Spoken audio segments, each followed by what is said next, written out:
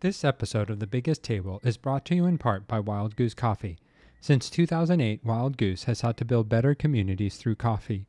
For our listeners, Wild Goose is offering a special promotion of 20% off a one-time order using the code TABLE at checkout. To learn more and to order coffee, please visit wildgoosecoffee.com. In this episode of The Biggest Table, I am joined by Michael Twitty, a culinary historian, living history interpreter, and Judaics teacher. Twitty discusses his work in exploring African American historic foodways and their Jewish connections. Reflecting on food as a means to explore cultural identity, Michael shares his personal journey, the significance of the Passover Seder, and the challenges and joys intertwined in African American culinary traditions. He also touches on the importance of addressing historical traumas through food stories and talks about the evolving tradition of Juneteenth. The episode concludes with reflections on the role of discomfort in understanding cultural histories and fun insights into Twitty's food preferences. I hope you enjoy the episode. Hello, and welcome to another episode of The Biggest Table. I am your host, Andrew Camp, and in this podcast we explore the table, food, eating, and hospitality as an arena for experiencing God's love and our love for one another. And today I'm thrilled to be joined by Michael Twitty. Michael Twitty is a culinary historian, living history interpreter, and Judaics teacher. He is the creator of Afroculinaria, the first blog devoted to African American historic foodways and their legacy. In 2018, his book, The Cooking Gene, won both the James Beard Foundation Book of the Year Award and Best Writing Award. He is the first revolutionary in residence at the Colonial Williamsburg Foundation, a TED Fellow, and was named to the Forward's list of influential Jews in 2020, and a National Geographic Emerging Explorer in 2021. He is also the author of Kosher Soul, The Faith and Food Journey of an African American Jew, which was released in 2022. So thank you for joining me today, Michael. It's a privilege to be able to talk to you. And if I may, without patting myself on the back, because to some folks, pride is a sin, Kosher Soul made me the first African American, the first Black man to win the National Jewish Book Award. Oh, that's awesome. Congratulations. Thank you. Thank you. No, your writing has influenced me, and I've really drawn a lot from it. And so you write in a way in which you've used food to sort of sort through your identity. And so for our readers, more than just a biography, who is Michael Twitty with food and this understanding of African American foodways and Jewish foodways? Well, I think that, one of the things that really strikes you about the biblical canon as we know it in America is one of the foundational texts, for good or for ill, is the King James Bible. Those of, a lot of people who muckrake religion and spirituality know why I say for ill. But for good, I would say as a person who is, also of Southern heritage, the King James Bible, and I say that because not the Bible that a lot of churches work with today. I'm talking about the these and the thous and the those and the Bible that our grandmothers quoted. Right. Okay. Especially when you were in trouble or where there was like something going on that needed a problem to be resolved, or even the cause of naming people, aka Oprah Winfrey. It was Orpah, but they said Oprah. But it's because they did that old style thing of naming somebody by dividing the Bible. I mean, all these things. But there's this incredible verse in Exodus, in Shemot, where, where are the leeks and the melons and the fish and the garlic that we knew in the land of Egypt? What is that sustenance in the narrow place? In Hebrew, Mitzrayim, Egypt, not only clinging to the Nile River for life, because it is life, but also that place of constriction of so many opportunities that are, controlled by, marginalization, oppression, enslavement. And the people are like, look, this manna is all good and everything. Where's my leeks? Where's my melons? Where are my fish? Where's my garlic? That's what we do, right? We cling to these, we have these nostalgic food memories, even when people don't have the best childhood. the things that made them feel nourished and fed and loved, even if the love came from an abusive source, are the things that people cling to and recall and come back to. And that is a very important lesson, one of those lessons from the scriptural tradition that we need to take heed of. That it calls certain patterns in us. For me in particular, I come from a tradition where people either view us as us meaning African Americans, and I mean African Americans. I mean people whose ancestors were brought here on a slave ship and were exiled from West Central Africa and other places in Africa, and were not able to return. We're either seen as both being very possessed of our heritage or being the orphans of the Western world and of Africa. And I would like to say that we are somewhere between these two extremes. James Baldwin famously said, to be black in this country is to be American, without, I'm going to misquote him, without rights, and African without memory. Okay. But I would say that the memory is there for those of us who, especially those of us who grew up with more of a connection to the South. It is there. And I've spent my whole life since I was very small listening very intently. I mean, I was that generation that grew up around grandparents. And our grandparents didn't live at the home. Our grandparents didn't live in Florida. Our grandparents lived in the house. All the grandparents died in the house. That's a big difference for somebody who was detached from the generations, because those generations that we lived with, that we saw pass out of our own doors, they knew people who were born in slavery. And so I always say that, for example, my father, my daddy, blessed memory, he knew my great grandfather. Wow. Who died at 112 from Virginia. He was in his early 20s when the emancipation came. Wow. And my father noticed the whip marks on his back. So I have touched hands who've touched hands. And remember, this man knew people that were born in the 18th century. Right. Think about that. So it's the food, it's the stories, it's the grandmother in the kitchen, it's my mom and dad of blessed memory being very attuned to the spiritual importance of Black history, Black consciousness, Black awareness. And it's also me having a very early attachment to Judaism and Jewish practice. And I want to make it clear for everybody, Judaism is the religious civilization of the Jewish people. It is not the Jewish, it's not the Ecclesia, it's not the Ummah. The Ummah. Ecclesia being the Christian church, Ummah being the Muslim sense of brotherhood and sisterhood in Islam. It's a mishpocha. It's a family of people. You are the son of the daughter of Abraham and Sarah.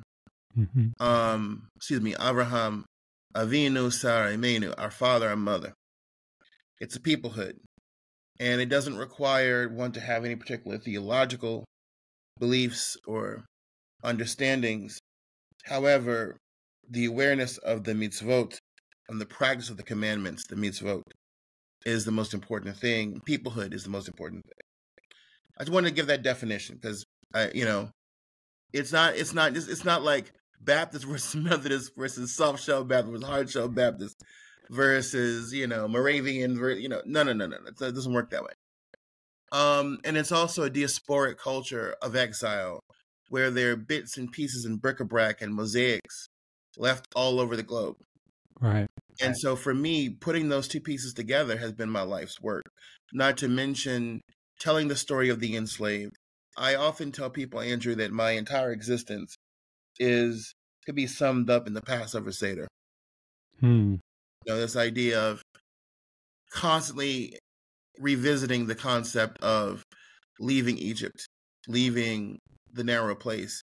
What was in the narrow place? What did we eat in the narrow place?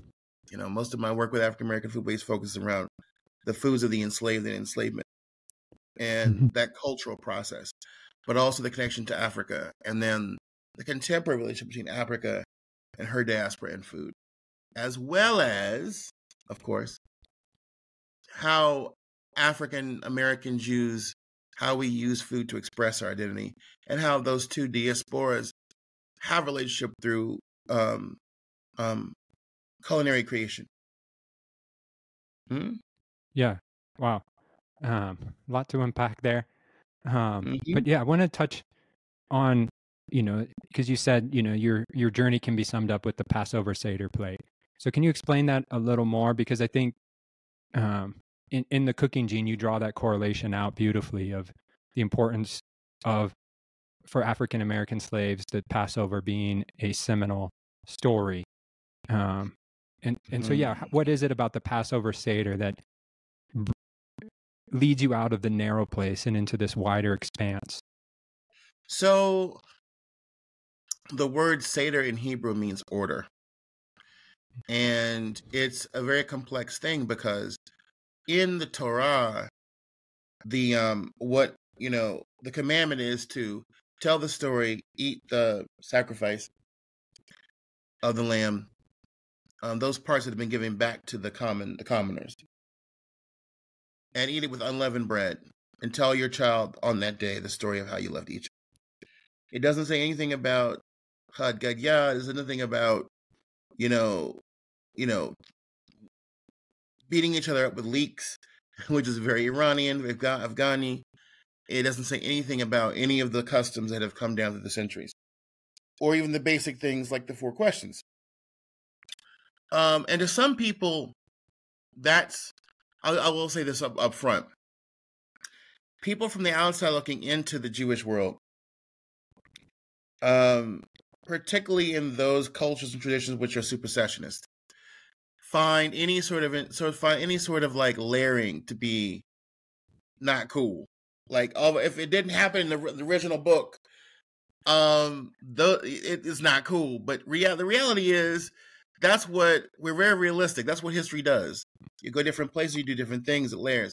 And those layers, right, are there for the children, for the elders, for the parents, for people who are strangers. It's all there.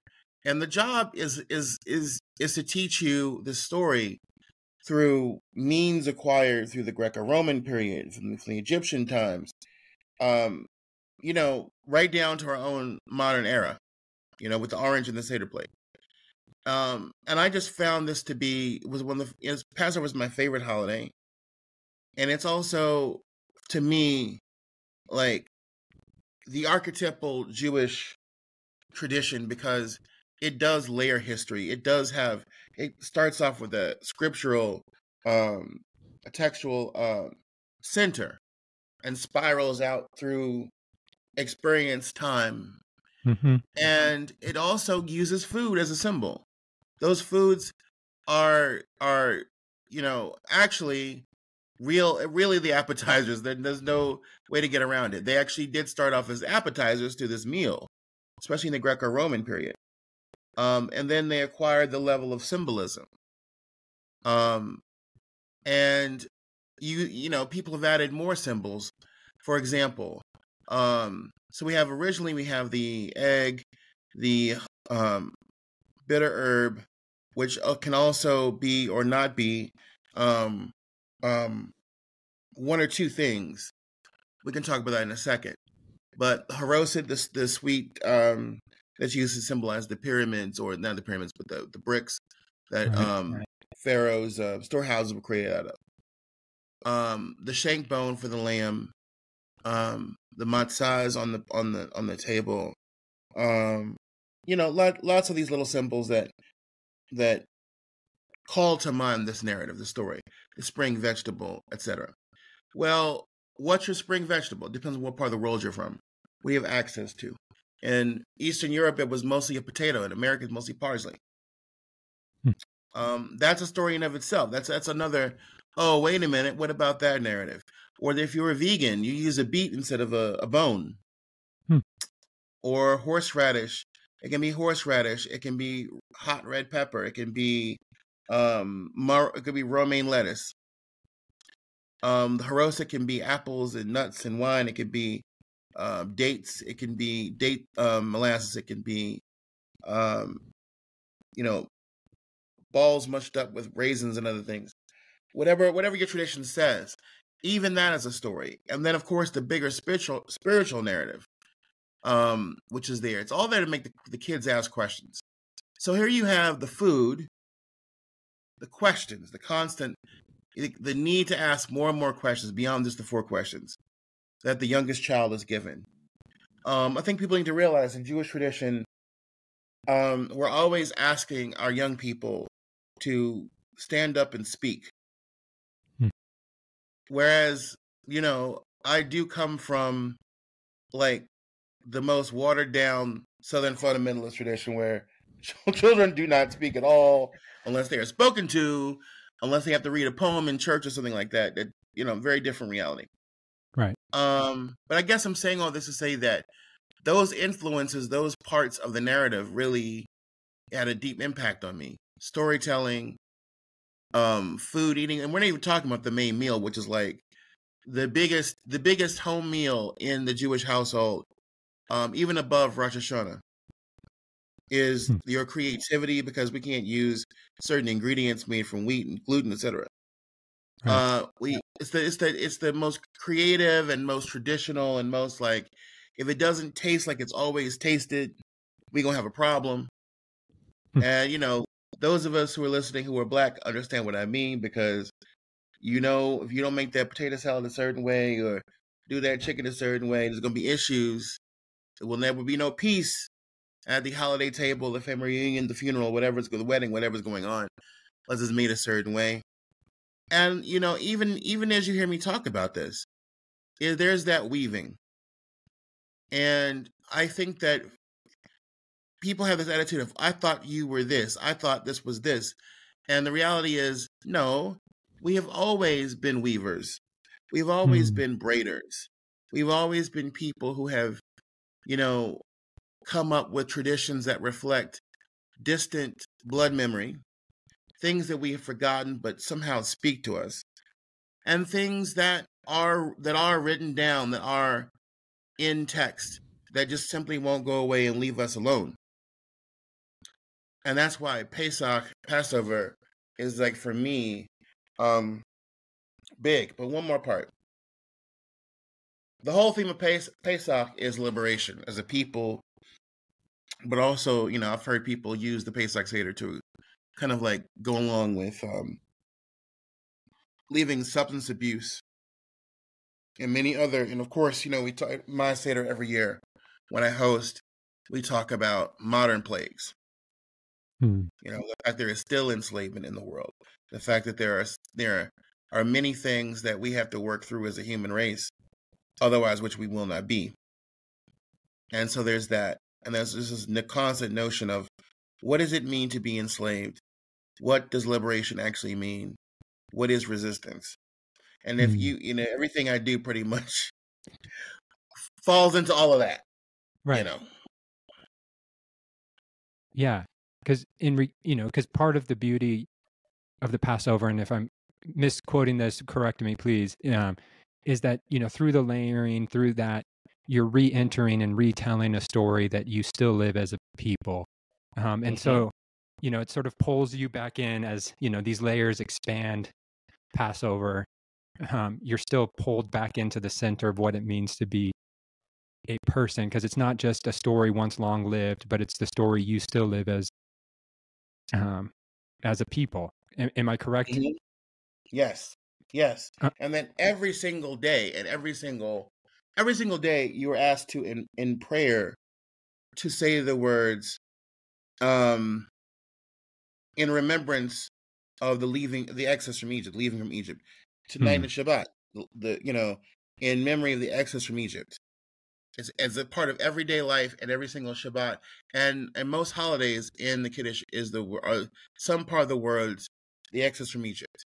So in a sense of, for me that's important, but also, I guess, in my soul, in my whole life, having been so connected to my own ancestors, I'm also looking at every single day when I wake up of not just Modeh Ani Lefanecha, Melechai v'kayam she'kazad b'nishmati b'chemla rabba emunatecha, which is translation, rough translation is, hey, thank you, God, for giving me back the life breath. It's also, hey, gee, aren't I lucky to not live in 1860 and any time before that, the 200 plus years that my own bloodline was in this country enslaved, but also the time after that when they weren't officially enslaved, but they were still enslaved. Right. And that I still have work to do. So I really do have this dual notion of liberation on both sides every single day I wake up, and a gratitude, but also this idea that I have work to do. If you could summarize that work, what is that work? Teaching, cooking. I mean, one of the people who had a deep influence on me, the late Professor John Michael Vlatch. He was a folklorist and historian of material culture who was at GW University. I did not go there, but I knew this man. And he was also a lead figure in my field. And I got to know him personally. And he said to me one time over a meal, he said, you can't do everything. You may want to do everything, but you won't do everything well. However, if you pick 3 things and do them better than most people do, and then you take one of those 3 things and do it better than anybody else ever will, you might just come up with something. And so instead of he said it in a very gentle, loving way. And it wasn't because he was critiquing me. He was just trying to get me to focus. Right. And at that point in time, I realized food was not, there were cookbook writers, surely. But there wasn't the same culture around telling the story of African-American food. And also the diversity of African-American food. Part of, in writing Kosher Soul, one of my favorite chapters is actually the chapter where I interview Chef Chamber, who is a Muslim chef from the community in Philadelphia, which is very big. People don't realize it's a whole Orthodox Sunni Muslim community in Philadelphia. Very, very large, very powerful, and also very traditional, very observant. And as I'm interviewing her about her tradition, I'm realizing, wow, how much do I really know about Black Muslim foodways or Sunni Muslim foodways in the African American community beyond just the basics? Or how much do I know about how food works in a Latino or a Blasian household, or, a Black Catholic household, or how does Black vegan tradition, jibe with revolutionary traditions in liberation and resistance? All these, I know these are very academic and very heady, but it's also about the diversity of Black food and culture beyond just the meat and 3 people conceive of, or a soul food meal, or the fact that this takes different forms. Are you Afro-Latin? Are you Creole? Are you Black from the North and had never been anywhere else? Are you Black from Florida and incorporate Afro-Cuban or other Puerto Rican food base into what you do? Are you Black in California? Black folks in California, I just learned this from 6 months living there. Black folks in California have a whole different way of eating, understanding food. And of course, for all of us, no, that's true. No. I don't care if you're humanist. I don't care if you're secular. For all of us, there is a sacredness about food. It's a very important part of the African tradition, no matter where you come from and what you are. Right. You see food as a form of a sacrament, for lack of a better term. And that sacredness is not just among the living. It's between the living and the dead. It's between the living and those who are going to be born. Right. And I got to tell you something. At one point in my life, not very long ago, I thought this was being very sort of metaphorical and very sort of like a nice thought, until I started reading about the connection between food and pregnancy and food and women in gestation, and then learning that the you know, the mother carries the daughter, and they both have all of the eggs that they'll ever have. Right. And that just is it's this incredible thing that God has created in us, that we carry the seed, literally the seeds of the next generation, and that we're affected by the food, the trauma, the experiences of all the mothers we've ever had, going back to the beginning of Hava. Right.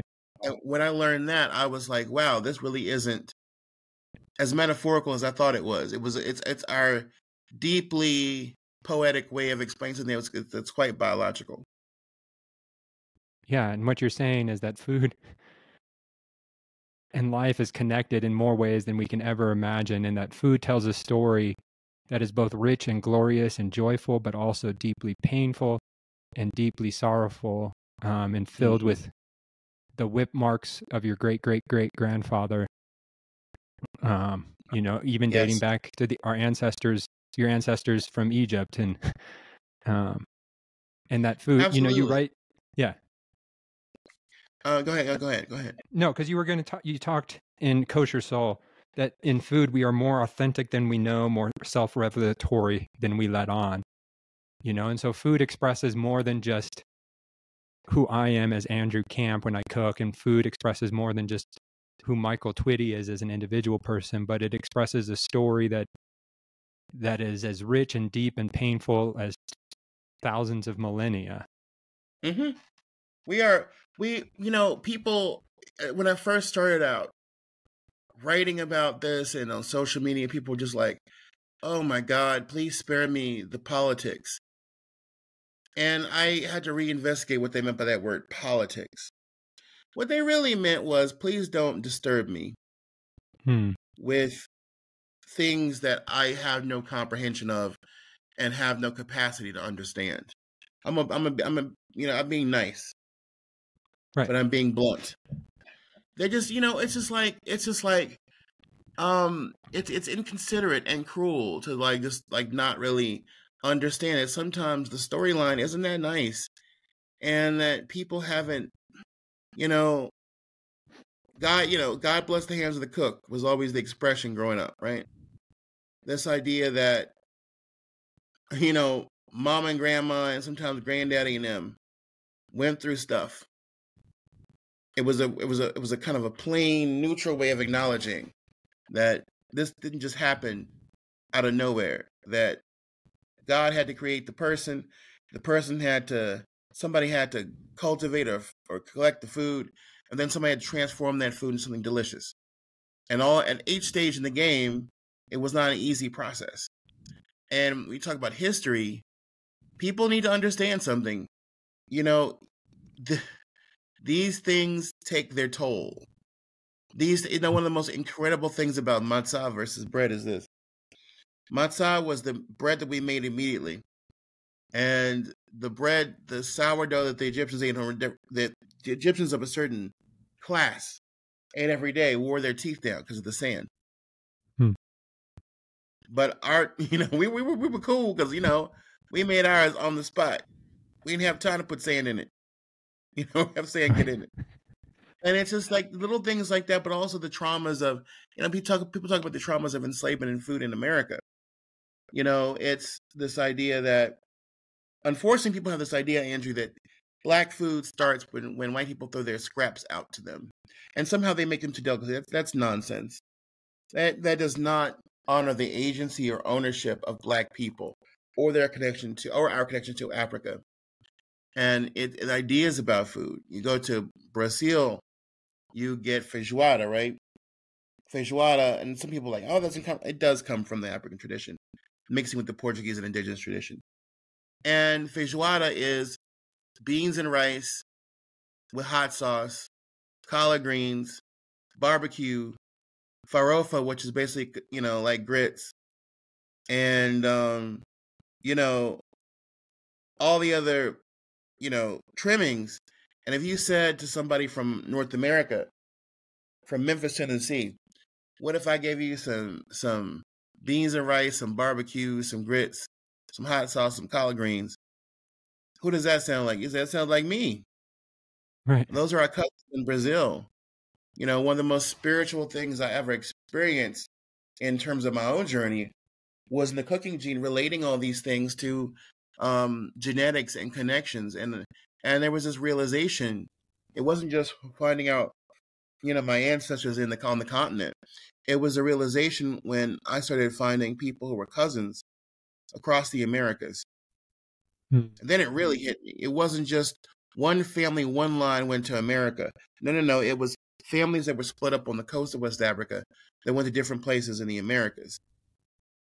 And then not only that, but now learning about the foodways of Martinique or Brazil or Jamaica or Haiti or Mexico then turns into this process of going, wow, we went different places, we created different languages in very similar ways. We created very similar kind of foodways. Not exactly the same, but very similar. There's something going on behind all of us, something a bit more powerful than us, that helped us preserve a large part of our identity and sensibility despite the ruptures, exile, and being separated from each other. So you can't get to the good stuff without going through some of the bad stuff. And I think a lot of people need to be reminded of that. It's not easy. It's by the way, it's not a black or a non-white thing. I remind people about this through my presentations, talking about the potato famine. You know, which was one of, not just the only, but one of these complicated major events in our history. People don't realize the British, when they colonized Ireland, refused to let them take full advantage of the resources of the island. And a lot of Irish were laborers and sharecropping farmers on their own land.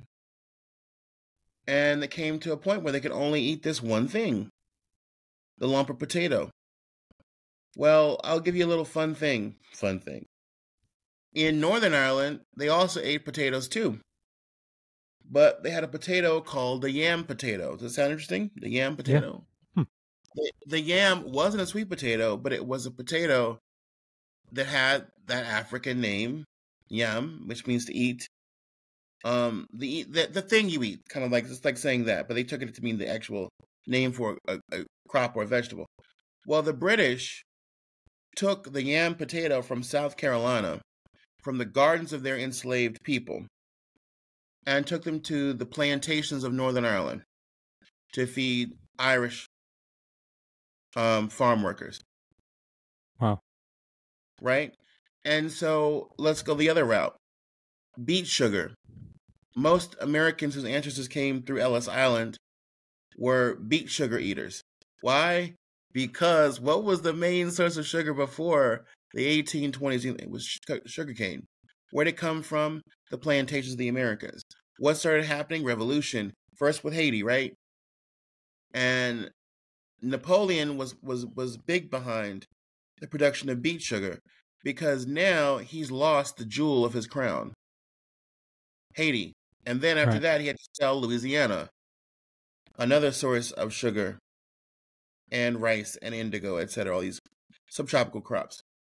So, Andrew, I guess what I'm saying is, for people to, in an age where some people are turning the American narrative in particular, which is what we know we come from, into sort of like this extra biblical spiritual story, right? Yep. They're conveniently forgetting the parts that don't exactly buffer their theology, and quite frankly, remind us that Black history is American history, and vice versa. For sure. Yeah. You know, and we're coming up on the holiday of Juneteenth, which, you know, thankfully has now officially been recognized federal holiday, and food is becoming a story intertwined with Juneteenth. And so as people think about Juneteenth and hear about food, and they'll hear about red punch or watermelon, you know, and they'll hear about the easy stories. What story do you want people to recognize or begin to listen to when they think about Juneteenth? The first thing is that there were multiple emancipations and they were all difficult. Hmm. Imagine like you've been working on this place and maybe some of your ancestors, and all of a sudden one day you're told, okay, you're free, which is great, but also told, get off my land. You have no home here. And here's the only, but you built this person's wealth up, this only home you've ever known. Or maybe you can stay, but I'm going to cheat you for the next 2 generations. Or I want to get off this land. I want to go, go learn how to read. And somebody burns down your school. I mean, it's just Yeah. every day I learn about some new atrocity that even me, who is like steeped in Black history, didn't even know about. Right. Real ones, not fake ones. They make up sometimes, but real ones. And it's just like, okay, how do I even begin to deal with this, right? But then the other part of it is this. In Texas, the reason why it wasn't just, hey, we can fake them out. It was because the major crop cotton and sugar, predominantly cotton. Texas was a lot warmer than, say, for example, North Carolina or Tennessee. So whereas in the upper South, you would be planting those those crops would be very juvenile at June 1865. They would have been quite well underway. It would have been chopping time. Chopping time means that you were thinning the crop so that you could have a successful harvest.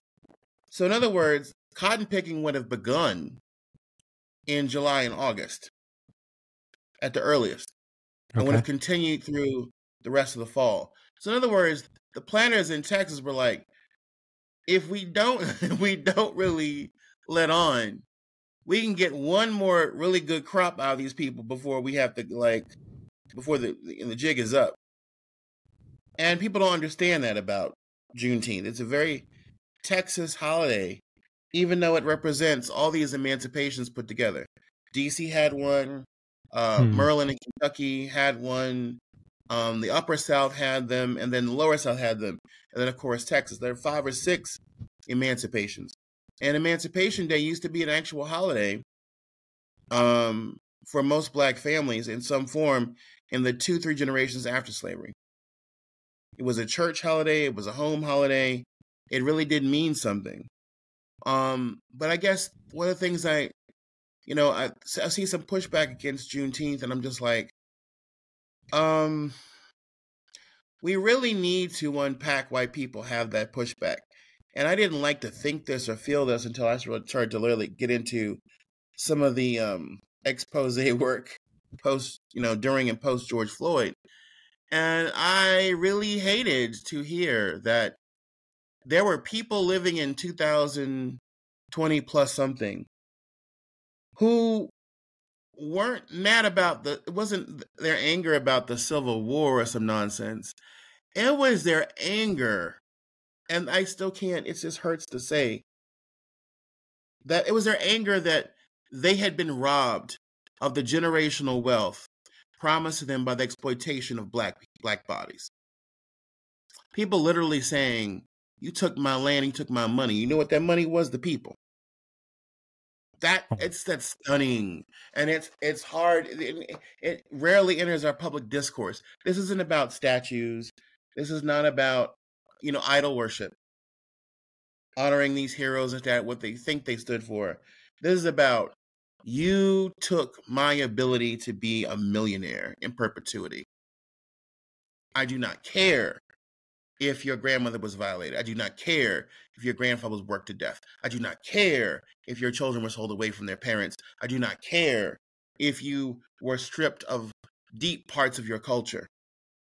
I do not care if you were given a God that didn't look like you and told that you weren't beautiful enough and smart enough. I don't give a damn, because it was my God-given right to suppress you until I got every drop of blood out of your body.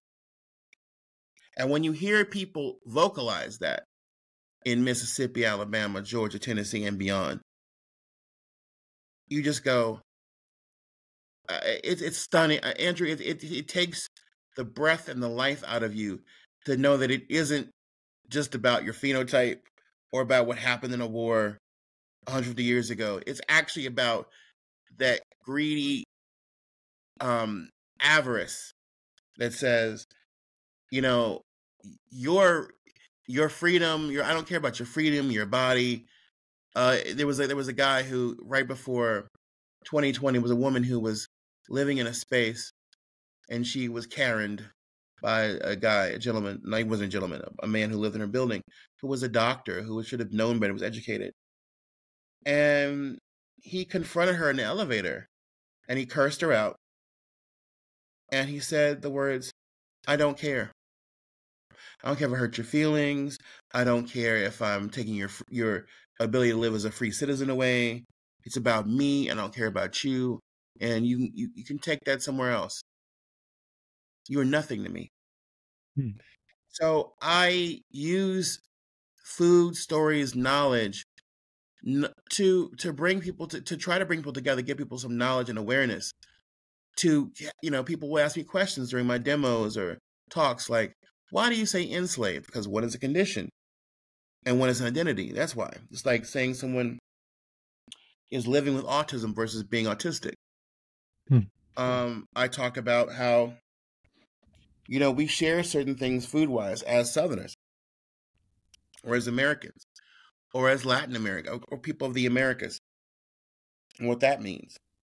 And I encourage people to sort of see the bridge for themselves between their reality and somebody else's reality. Most people don't do that. Most people just leave it at the food. Or, can we just all get along? No, we can't get along until we can actually live in peace. Right. That breaking bread thing that we have, which comes directly out of, Hebrew tradition. Yeah. At some point, you have to, bring that to life. At some point, you have to have people do more than just, give lip service to conversations about social justice, about peace, about, living the Beatitudes. You have to bring that into existence by nourishing people, sharing food, feeding the hungry, helping people grow back their food tradition. That's another big part of my work, right? Is giving the heirloom seeds and feeding ourselves and telling the stories again.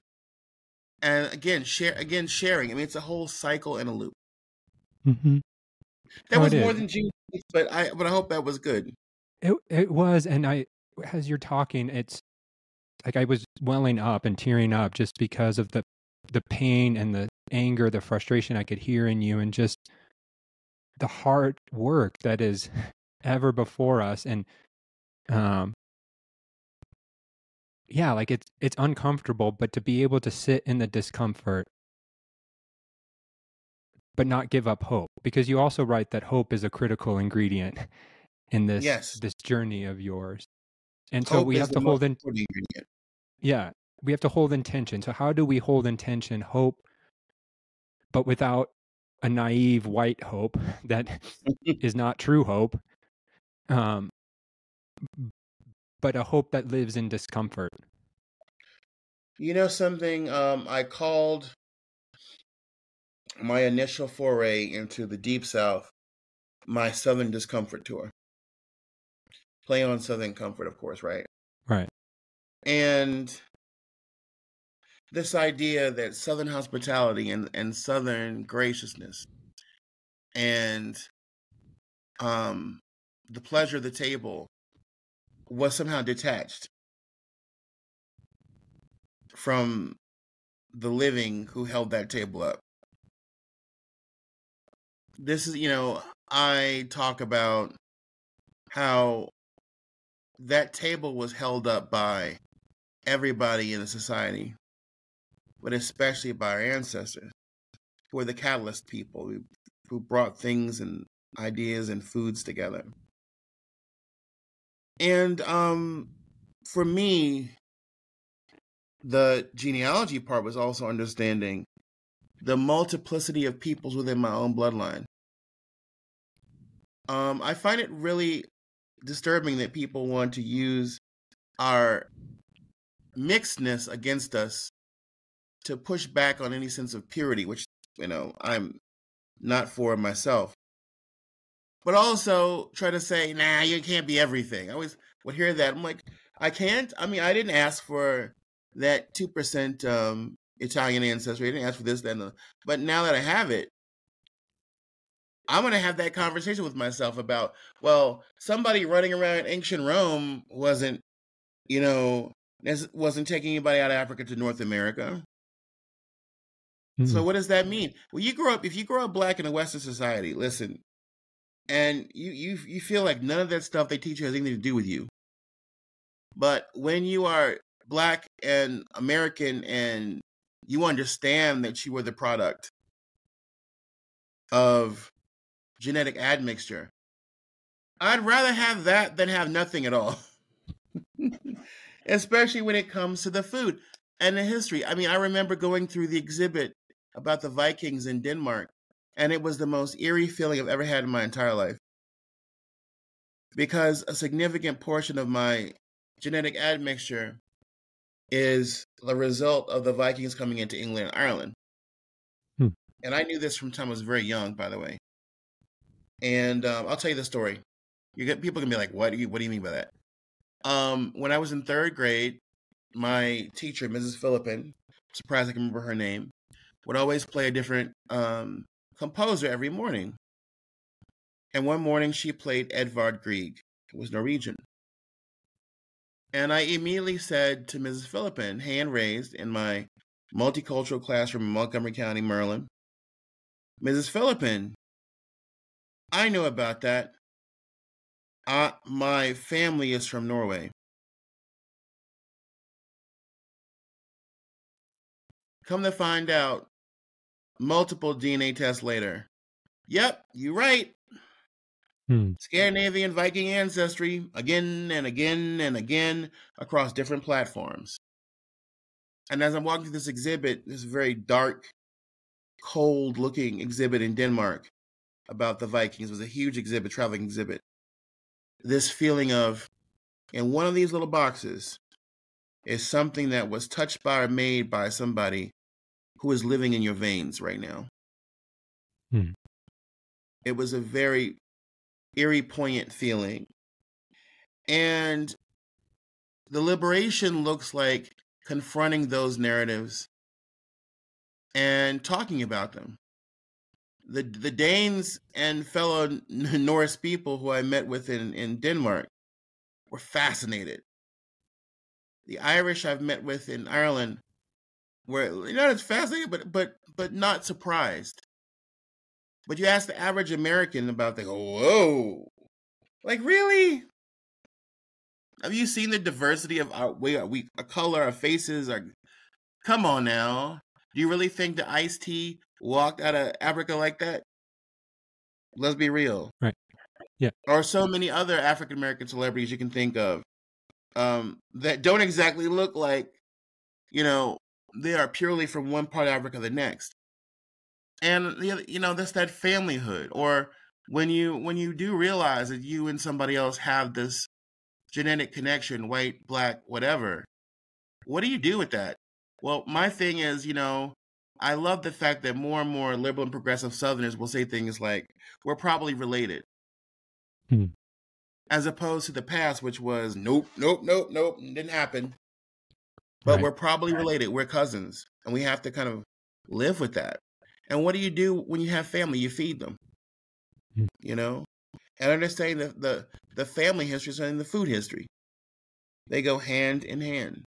And it's for me, it's a tool of just like breaking down those traumas and making them more manageable, but also creating for the future an opportunity, a legacy of having a better, more nuanced conversation about who we are, what we eat, and why we're here.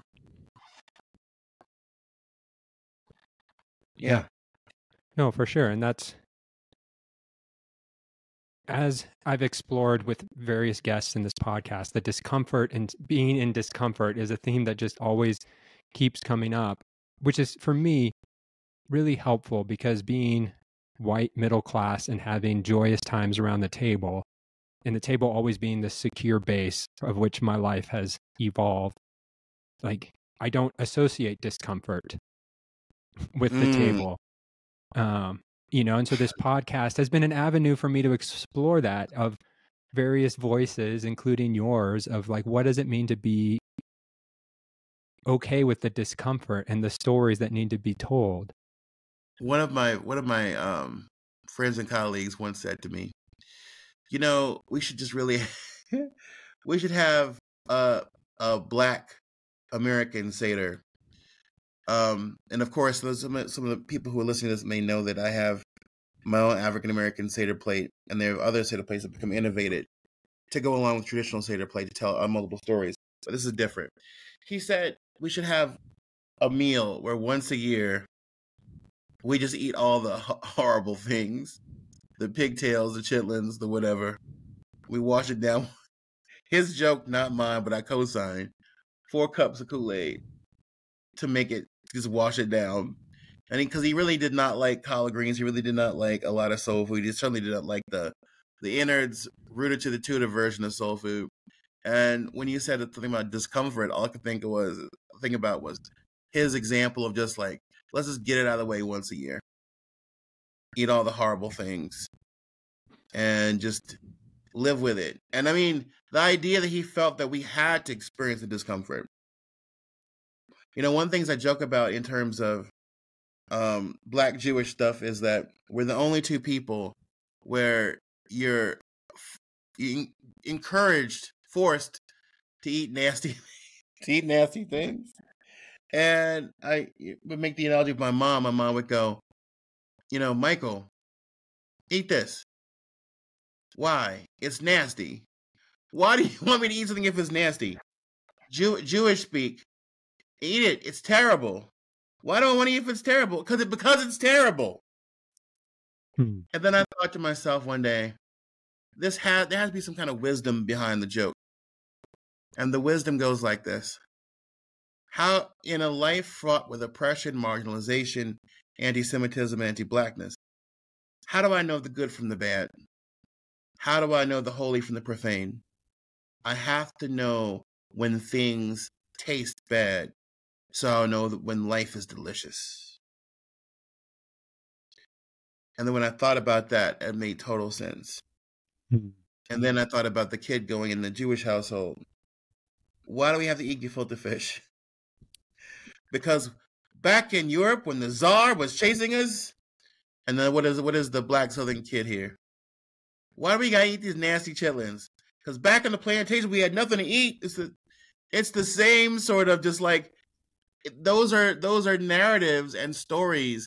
And you don't have to be Black or Jewish. You could be Russian. You could be Greek. You could be Polish, and just as long as you're not a white Anglo-Saxon Protestant. And you will hear these narratives of want and famine and war and Soviet times. I mean, I grew up with that in outside of DC. Internet. Most of the kids who came from Central America were fleeing the wars there in the 80s. Yeah. That our government, unfortunately, had a lot to do with. Or there were people who I grew up with who fled when the Shah left Iran. So for me, I've never really known, or Southeast Asia, oh my God, all these conflicts went hand in hand with what people ate, how they lived, how they expressed their culture, how they survived. So I just want everybody to understand, I'm not just talking about something that happened a long time ago, Black folks, or some time ago. I'm talking about the consistent reality I grew up with, which was, this is our joy that sits along with our discomfort. And resolving that is what makes us who we are. That's such a good word.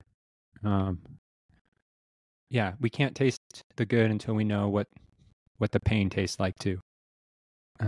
Which goes back to the Seder, Andrew. Yeah, it does. Haroset with the bitter herb, eat them together. Yeah. Mm, Or dipping the herb in the salt water too, right? To remember the tears. correct. Mm-hmm. Uh, Correct. you know, or recounting the plagues, emptying the cup to recount the plagues, you know.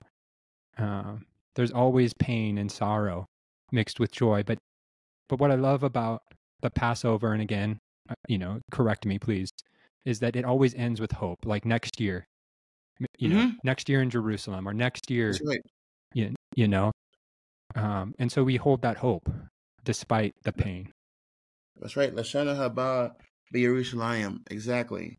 The hope of redemption, return, um, renaissance, Hmm. all of it. Yeah. Wow, there's so much more I would love to talk about, but out of respect for time and everything, there's some fun questions I'd love to wrap up a podcast with.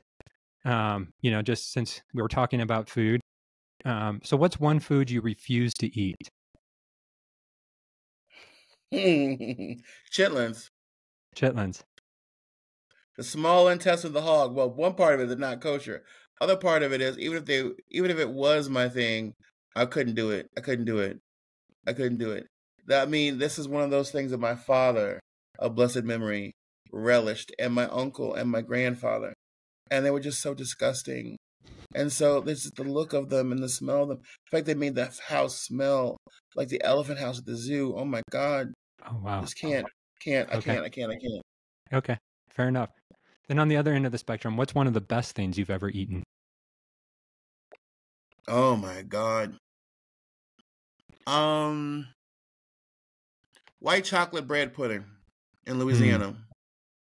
Outstanding. Have never made it in house because why should I even try? Just so good, so good. I love scallion pancakes. Okay. Like the I do Asian have scallion? yes, I have an affection for them, and I love true to my culture, good barbecue and fried chicken, and I love greens. I love collard greens, but my greens they're not vinegary. I spike them with a little bit of lime juice sometimes. And hey, I love fresh fruit. Especially for I'm looking outside. A couple days from now, we'll have a few blueberries, a lot of blackberries, and raspberries and strawberries, and I'm like so excited about it. I bet. So Yes. peaches, and peaches especially. Oh, yes. And finally, I think you maybe touched on it, but there's a conversation among chefs about last meals. As in, if you knew you only had one last meal to enjoy, what would that meal include for Michael? Well, I hate that question because I'm like it's a kind of horror for me. It's an evil eye. So Okay. I will say this: the King David had what they called a Malava Malka, which was escorting the queen because it was foretold that he would pass away um, on well, Moshe Shabbos. He would pass away as Shabbat was becoming the weekday. And so every single Shabbat he had that passed with the weekday where he wasn't dead, he would host a feast. And we still do that. It's called the Melava Malka. So I wouldn't say if I had one day left. I mean that doesn't compete with me. Okay. I because a good practitioner of an Abrahamic faith isn't worried about food. He's worried about his neshama, his soul. But I would say this. Let's say I'm 103 and I'm still here. And they're like, what do you want to eat? Anything I did, well, please. I'm 103, praise God. And then then we got some caramel cake coming. We got some I would some good stir fried veggie with ginger and garlic. We have the scallion pancakes. We got the barbecue. We got the plov. We have food from all over the world. All of the jollof rice. We got red rice. We got all the pieces. Yeah. We have brisket. I mean, that's my answer. My answer is not the next day. No. Answer is day. If I'm to 103, and I'm still here, then we really gonna have a good time. Now I might not be here after eating that meal, For sure. but at least I can say Baruch Hashem, praise God that I made it to do that, and I hope to live a long life Mm-hmm. and whatever God deems is appropriate for me, because I have a lot of things to teach. I have a lot of things to tell, and being a master cook is about having the time and the space to tell as many stories through food as you can, and then having the grace to let those things go so the next generation can do its own work. Wow. Well, Michael, this has been a true joy and a privilege. You are, listeners, if you're not familiar with Michael's work, please familiarize yourself with his work, The Cooking Gene, Kosher Soul, the books. Where else can they find you, Michael? If they want to follow Instagram. The Cooking Gene on Instagram. I'm Kosher Soul on X. Whatever's happened with that, it's a bizarre place to be these days when I'm on there. But definitely Instagram is a big place for me where I'm still like highly active. For sure. And please do support the books. Please buy them wholesale. I love you. If you can't afford certain things, I get it. But if you can, please buy them wholesale, because that makes a difference, because then the publisher knows these books matter. Not just awards, but sales. These books matter. These stories get to be told. And somebody who comes behind me or alongside me can tell their story. For sure. So we can all be a part of this sharing of knowledge and truth. Absolutely. And if you've enjoyed this episode, please consider subscribing, leaving a review, or sharing it with others. Thanks for joining us on this episode of The Biggest Table, where we explore what it means to be transformed by God's love around the table and through food. Until we're gathered around the next table, goodbye.